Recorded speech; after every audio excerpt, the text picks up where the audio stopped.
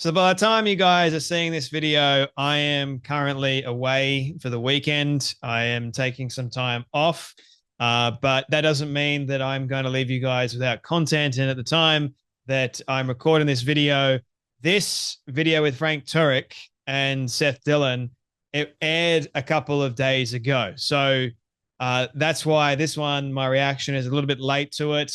But nevertheless, I still wanted to give my 2 cents worth about it because it's very, very important and not to be missed. So Frank Turek, as you all know, is a very godly man, and he's been under a lot of fire of late.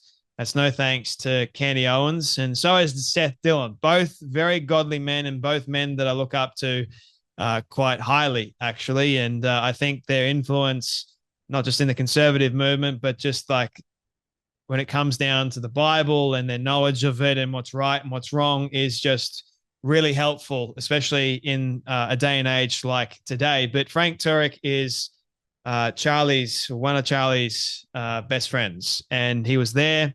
He was in the car. He's more knowledgeable than most about what happened to Charlie on that tragic day. And to see him get attacked and get accused, especially by the likes of Candace Owens, has been really despicable. And I think the kind of grace that Frank has shown Candace of late, especially after everything she's been saying, everything that's been going on, all of the accusations, is truly something to behold. It really is. And I think more people should act in the same kind of way as Frank does. Same with Seth. Their character is, something to admire. Have a watch of Frank Turek trying to give Candace Owens some grace after all the horrible things she's been saying. Let me be as graceful as I can with Candace. Maybe she is seeking the truth. I just think the way she's going about it is unnecessarily putting people in danger. And Mikey's one of them. I might be next because some of the emails and phone calls I'm getting are, you never know what could happen to you, that kind of stuff. And you need to repent. And if you don't call me back, that's suspicious. You know how many phone calls and texts and emails I've gotten from people I don't know? You need to call me. You need to, how come you're not looking for Charlie's real killer? Right. Like, do you not care? Why are you trying to move on? Have you forgotten about him already? Yeah. I heard you say the other day, when you wake up in the morning, you're thinking of Charlie. When you go to bed at night, you're thinking of, you wake up in the middle of the night. You went through something traumatic, Frank. I don't think a lot of people, I think some of people have heard your story, but not everybody has heard the story of, your proximity to this. Not just your proximity to the event, to his assassination, but your proximity to Charlie as a friend of yours. I don't think a lot of people really understand or have taken that on board or know that. Certainly not people who are just now being introduced to you through podcasts. They've never heard of you before. You're just some character who is there. So they don't understand that. Yes, and it's causing a lot of stress and pain in lives of people that love Charlie and would never do anything to hurt Charlie. We were there to help Charlie. So if you want to speculate about certain things, you have the right to do that. But I'm simply asking that unless you have evidence, please don't insinuate anybody who is innocent until proven guilty is guilty by insinuation.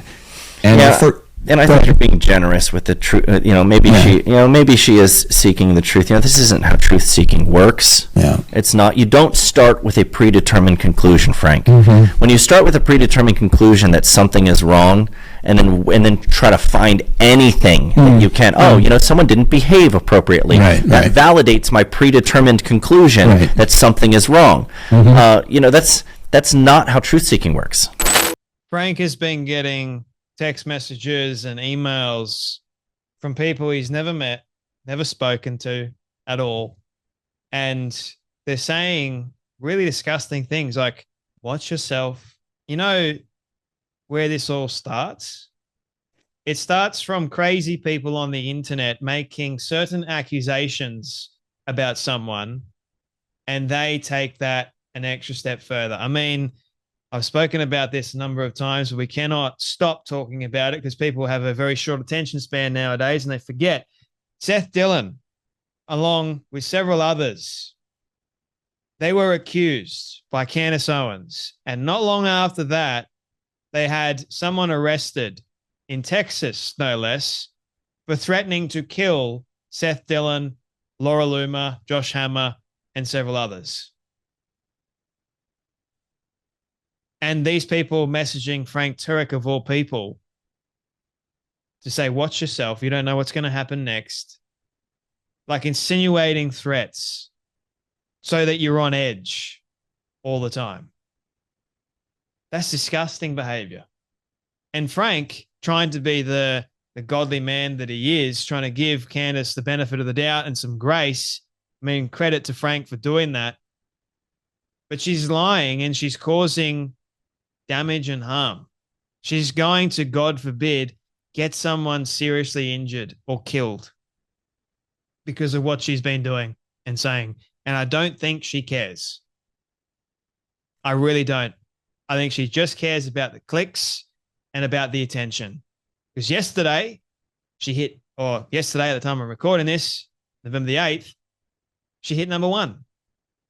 And she was so arrogant, so proud about that. Hitting number 1. Who cares?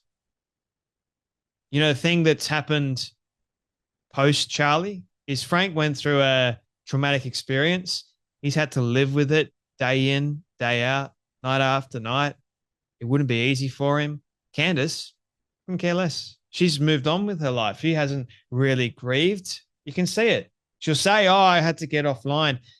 The day after, she was back, already making crazy assumptions and throwing out crazy accusations because it got her clicks and money. And what we've been seeing the last couple of weeks has been truly disgusting. The aftermath of people that are just trying to actually grieve someone they lost.